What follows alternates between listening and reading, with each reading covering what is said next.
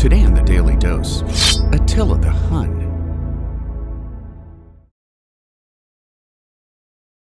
Spanning more than 8 centuries of terror, many scholars believe the Huns originated in the 4th century BC from the nomadic Xiongnu people who terrorized China during the Qin and Han Dynasties, obliging the Chinese to construct the Great Wall in an attempt to shield themselves from Xiongnu invaders.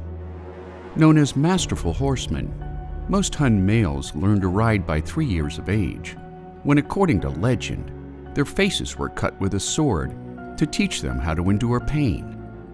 Huns were also experienced archers who could strike an opponent from 80 yards away, while their ropesmanship skills allowed them to lasso an enemy before tearing them off their horses and dragging them to a painful, gruesome death.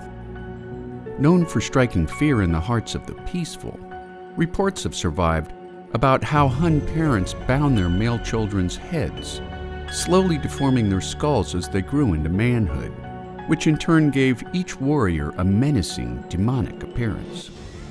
But the most menacing of all was Attila the Hun, who reigned from 434 to 453 AD, and proved to be the last strong leader in a long succession of Hun rulers. According to written accounts, after the Eastern Roman Empire failed to pay Attila his annual tribute in 441 AD, Attila and his army stormed their way through the Balkans and the Danubian frontier, pillaging their way to the gates of Constantinople, where Attila earned the nickname the Scourge of God. Unable to breach the city walls, Attila agreed to another peace treaty, replete with a staggering annual tribute of 2,100 pounds of gold. After murdering his co-ruling brother in 445 AD, Attila again pillaged his way through the Balkans, invading modern-day France, northern Italy, and western Germany by 451 AD, until his virtually unimpeded advance was finally thwarted by a Roman alliance with the Visigoths and other barbarian tribes at the Battle of the Catalonian Plains in eastern France.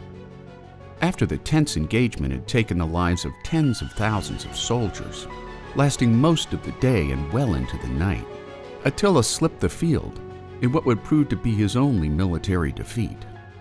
Returning home to the great Hungarian plain, when Eastern Roman Emperor Marcian refused to pay Attila his previously agreed-upon annual tribute in 453 AD, Attila regrouped his forces after a failed invasion of Italy, assembling his warriors for yet another attack on Constantinople.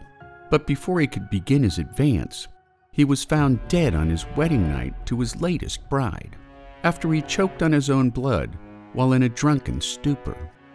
By 469 AD, the Hun Empire had collapsed into civil war and ruin, making Attila the Hun the last vestige of terror, following centuries of Hun-inspired carnage and fear. And there you have it, Attila the Hun, today on the Daily Dose. Get your nerd on with the Daily Dose. And if you enjoyed today's episode, share the link with a friend or colleague so that they too can learn something new every day.